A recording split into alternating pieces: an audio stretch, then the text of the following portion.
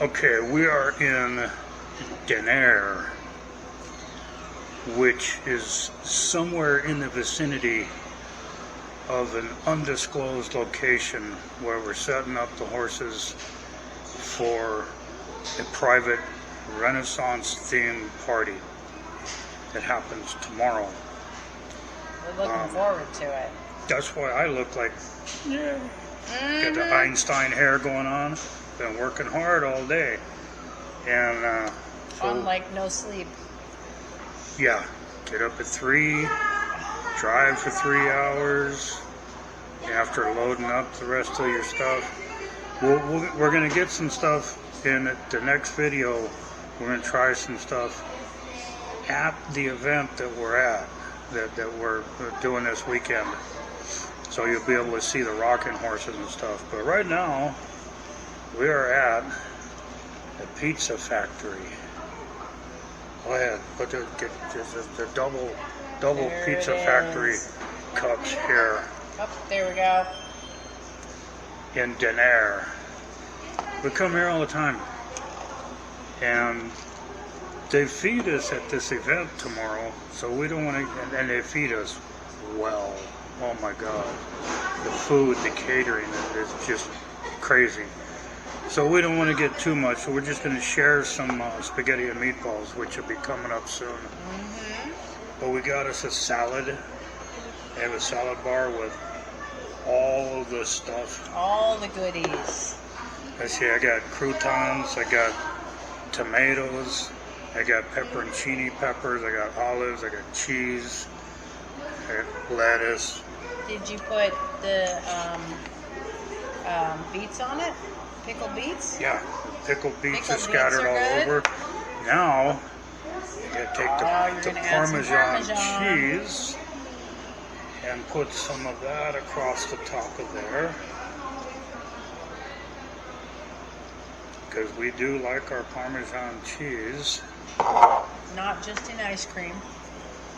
Although Yeah, it's ice cream's a good place for very it, good but in ice cream. pepper. Pepper. It's No. just not fresh ground. It's not fresh ground, but That's all right. it'll do. I mean, there's like a cloud of because it's ground so fine. Yeah, well, if I sneeze, we'll know why. This is the fine ground black pepper that's already ground when you buy it. That's what I grew up on. Yeah. But then you get out in the world and find out, hey, there's other ways of doing this. And I'm gonna get me. Yeah, the pepper strikes. I'm gonna get me But I still like pepper, so. a tomato and a crouton.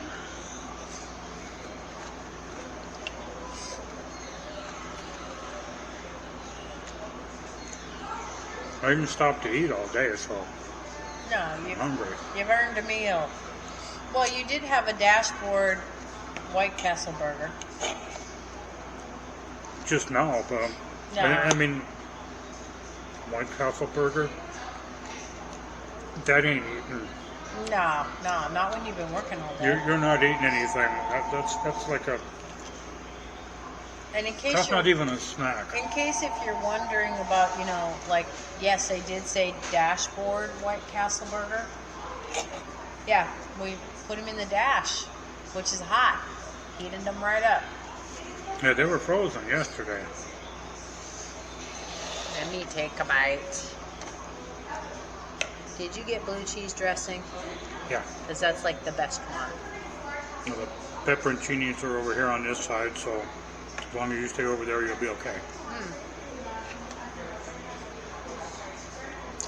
That's a good salad. I mean, it's simple. It's not like going to a high dollar salad bar or anything like that. But it's got the basics and they're nice and fresh, which is good. It is fresh stuff. And I then, like that. and Mountain then, Dew.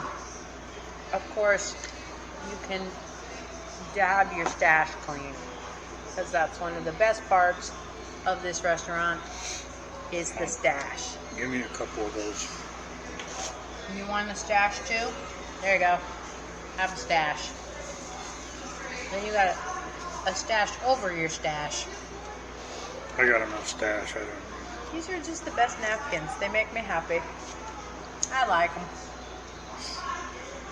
A lot of people don't like the heart of the lettuce Something to bite into. or cabbage. And on cabbage, you know, when you make cabbage and sausages and like that, people, and I've looked at recipes and they're telling you, cut the cabbage, cut the head of cabbage in half, and then quarters, and then cut the heart out of it and throw it away. I'm like, what are you, crazy? That goes in the pot with all the rest of the stuff and gets cooked. I love that part. I have a sneaking suspicion that we know some pot-bellied pigs who would happily eat some heart of cabbage or lettuce. We just met them today. They're not very soft to pet, but they sure are sweet. At the undisclosed location. They're bristly.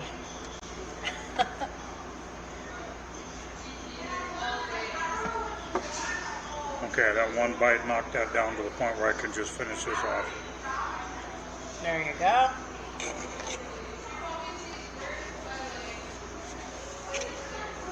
So, have we even ever tried the pizza here? Because we've been coming here for years. I don't know. I don't think we've ever tried the pizza. Because we usually get the pasta, and the pasta is excellent. They don't always have the full selection available. But out of what they do have available, it's easy to find something good. Mm-hmm. And the staff is always like super nice. Very welcoming. So It's part of a small chain around the Central Valley.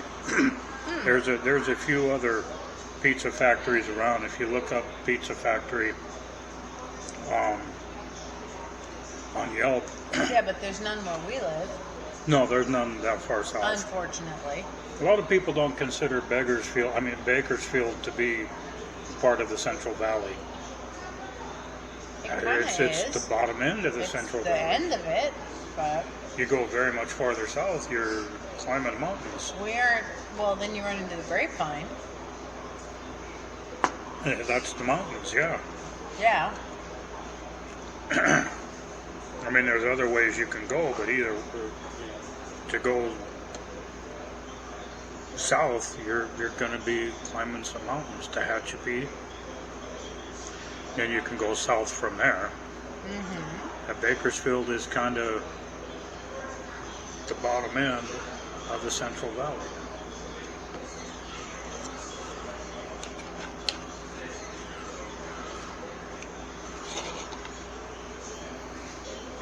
The foundation, perhaps? Hmm? The foundation of the Central Valley? Well, at least we aren't getting swamped by Lake Tulare. We escaped that. Some strange goings on around here. Yeah. Well, I mean, it's a natural basin, and it's gonna flood. It's reverting back to what it was. It's just, we, as people, I keep getting your icky peppers. I don't want your icky peppers. I see them there and I see them there, so it's... But there's one there, so I keep getting your icky peppers. No, that's a green pepper, Ah, okay. bell pepper. I'm okay with bell. Not a fan of pepperoncini, but that's just me. But, yeah, I mean, this is a natural basin. It was a huge, shallow, almost an inland sea more than a lake. It's a big flat basin. That's why For millennia. it spreads out. And obviously the silts fell down and settled, and that's why it's so good for growing food. So like a huge amount of the country's food is actually grown in the Central Valley. A huge percentage of the almonds in this country come from here. Mm-hmm. Yeah. That is not work I would want to do. I can deal with the dust I cannot deal with the airborne spiders. Airborne spiders are not. Yeah. We don't like airborne spiders. Airborne spiders, because they shake the trees to knock the nuts off. So they've got a machine that comes around the stem and like shakes it, and the nuts all fall down. She said knock the nuts off. What? What? Never mind. What? No, go ahead. Go At ahead. any Go ahead rate, with your story there. Then there's the spiders, like tons of them, and there's like black widows too. They're not just benign spiders, and they No, but get launched into the air. The black widows don't fly on their web. The other spiders do. The others do. They make basically web silk parachutes, which is way cool as long as they're not coming anywhere near me. I have no objection to spiders outside taking down, pest insects. Doing their job. Doing their job. But nope, I could not work. I guess that's one of the questions they do ask you when you apply for a job at one of these orchards is, how are you with spiders? Guessing they probably lost one too many employees. Well, imagine what it was like before they got air-conditioned cabs on all their machines. Ugh. Hot, dusty, sticky. Ugh. Yeah. Everybody, the machine operators are all, well, not all of them, like a broccoli harvester. If it's pulled by a tractor, the tractor, that guy's got air conditioning. Everybody hates him because they're out there in 110, 115 degrees, yeah. picking the broccoli and stuff like that, which is hard work. Very hard work. I picked a truckload of carrots one time. I guess the bottom had dropped out of the carrot market. This is many, many years ago, like 1980. And it just was not worth the money for this farmer to harvest his carrot crop. So he put an ad in the paper and said, "Come and get it." And the place was just overran with people coming and getting free carrots. And I was living with my mom and dad at the time, and they said, "Hey, go get a bunch of carrots." They had a dehydrator. Oh, there you go. And they liked the dehydrated vegetables and stuff. I had a Toyota pickup, long bed. But this is back when all Toyota pickups were the small cab. 1978 the truck was. But I picked by myself enough carrots to be mounded up a little bit over the top of the edge of that truck and took them home. That's a lot of carrots. That's a lot of prep to dehydrate them. That's a lot of work to pick them, dehydrate them. But speaking of dehydrating stuff, since we do have the ability to dehydrate stuff, there is a squash flour recipe that I want to try. And, well, it's more of a recipe for making the ingredients, but you take zucchini, any kind of squash, like summer squash type thing, and you slice it up thin and you dehydrate it, and then you grind that into flour, and you can use it as a flour substitute. you make bread with it? You can make bread with it. It doesn't have gluten, so you'd have to mix it with some regular wheat flour. But it stretches your flour immensely and adds a lot of nutrition to it. And I'm like, that sounds good. And as long as thinking soup with it. you can, and as long as you keep it dry, it'll keep for ages. Probably make soups taste really good. Yeah, so I actually want to make some squash flour, although this year I didn't grow any squash, so that's my bad. But I'm sure we could go to the swap meet and buy some from the farmer's market. And would you use all one kind of squash, or you mix it up and give it flavor. No, you could mix it up for flavor. Different flavor, different nutrients. That's how I do it. Yeah. Sounds like fun. You just have to make sure it's really, really dry, and then I've got my Vitamix, and that'll turn it into flour real quick. Now, my Vitamix is like a blender on steroids, but it's not one of the new ones. I bought this Vitamix at a yard sale, secondhand, in like 1986, maybe 1987, right around there. And how old do you figure it was at that time? It was at least 20 years old at that time. It was old enough that it did not have like a reset button on the back of the metal case for it if it overheated. So I used it for a while and it worked well, and then it eventually overheated and the engine started smoking, and I sent it into the Vitamix company and they completely refurbished it.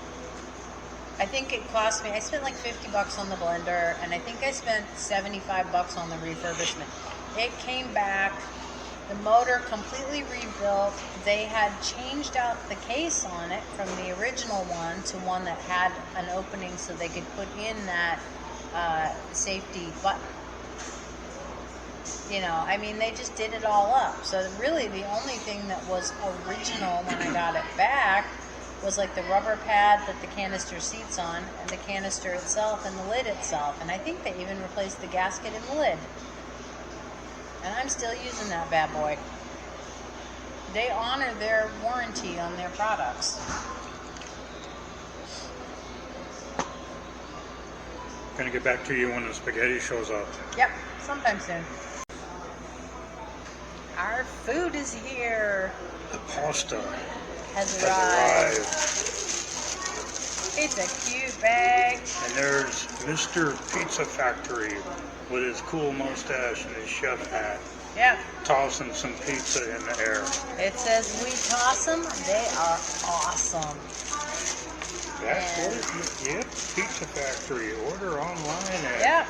And this would be pizzafactory.com. our lovely little package of presumably garlic bread. Garlic bread. It's nice and warm. We ordered this to go because there's no way we're going to eat it all No, we'll have leftovers. in one sitting. We will have leftovers. I haven't But had their it's- spaghetti and meatballs before. It's wrapped up in the, the standard Italian to-go Mm-hmm. Now, aluminum foil I've thingy. had their lasagna. It's really good.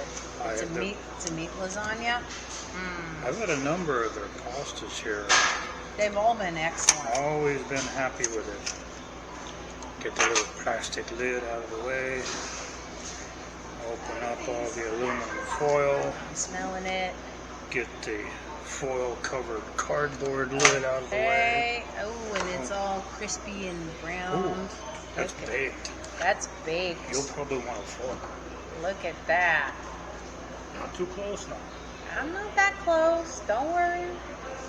It's all crispy, caramelized around the edges. Yum. There we go. So Now- this is the spaghetti and meatballs. Spaghetti and meatballs. Now, normally at a restaurant, I would say probably a good 85-90% of the time I'm disappointed by their spaghetti and meatballs because it's just not as good as what I grew up with and what I can make from scratch at home if I took the time to do it. But having had their lasagna was top notch. It's a good sauce. Yeah. I grew up, we didn't have meatballs, but my mom made spaghetti. And she did pretty good with it. Okay, that's a nice thick meat sauce. And I got a piece of the meatball. All right, here we go.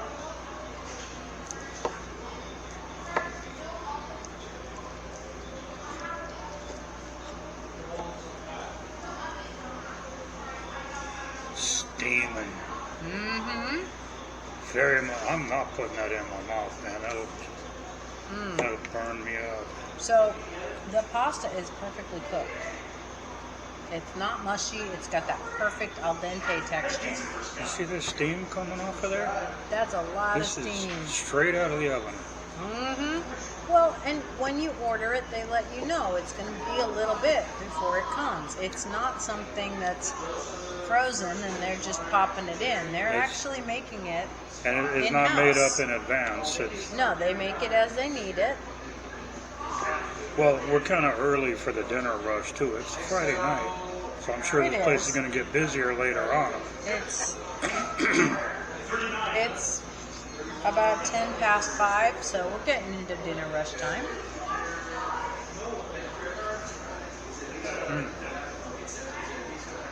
And spaghetti is, I'm not going to say al dente, but it's firm. It's not all mushy and everything.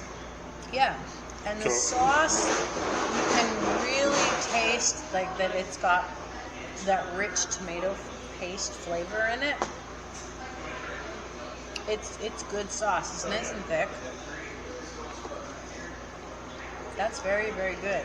I haven't gotten a whole meatball, but I've gotten basically I've gotten like chopped up meatball. So like this here is essentially, I think the meatballs, instead of being whole, they're chopping them up and mixing them in, which is actually a nice way to do it when it's in a baked dish like this. I remember liking it when my mom made spaghetti at home when I was a kid. But I got to tell you, I don't understand it because my mom grew up on the Mexican border, Douglas, Arizona. And when she would make tacos, when I was a kid, I always looked forward to taco night. She'd take the corn tortillas and fry them in the oil and fold them over, and then she would take hamburger and cook it, crumble it up, no seasoning whatsoever. And then we drain it, of course, but no seasoning. And mild cheddar cheese, grated. Chop up some lettuce, tomatoes, no onions, no chili peppers. No cilantro? No cilantro. She grew up on the Mexican border now, keep that in mind. And she would take a can of Hunt's tomato sauce in the old church key opener and set that on the table. That's your taco sauce. When I started going out on my own at about 10, and I found out about salsa and taco sauce, it just opened up a whole new world for me. And let me tell you, I love my taco sauces now. Because I had a deprived childhood. Well, we had some seasoning in ours, but that's only because it came in the little spice packet in the, what is it? It wasn't La Choy, that was the Chinese food, but it's one of the hard shell taco, Old El Paso taco kit. That was what we got. Taco kit. And there was never cabbage in it. We had some lettuce in it, but we never had cabbage in it. Oh, you only put cabbage on a fish taco. Lettuce is for the other tacos. But you didn't even know there was such a thing as a fish taco. I didn't know there was anything such as a fish taco, a shrimp taco, or any other kind of taco. I didn't know that growing up. Like literally, that was all we had.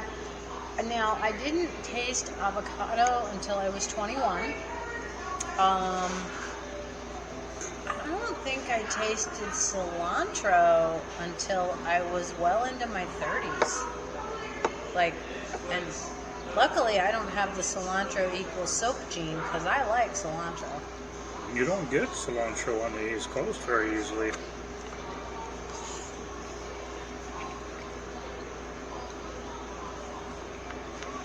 And if you do, don't they call it Chinese parsley? Something like that. We never had Chinese parsley. I mean, I'd heard of the name. We also had Chinese chop suey, which was neither Chinese nor chop suey. The chunking. No. You take elbow macaroni noodles and you cook them, and you ground some ground beef. Maybe you put some onions and like a wisp of garlic in it,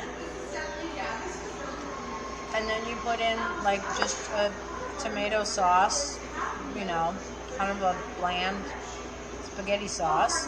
You mix the whole thing together and bake it, and that was Chinese chop suey. What made it Chinese? Somebody named it that. You said it was Chinese, so Somebody named it that. It did not have anything to do with Chinese food. There were no Chinese seasonings. It was an elbow macaroni tomato hot dish, basically.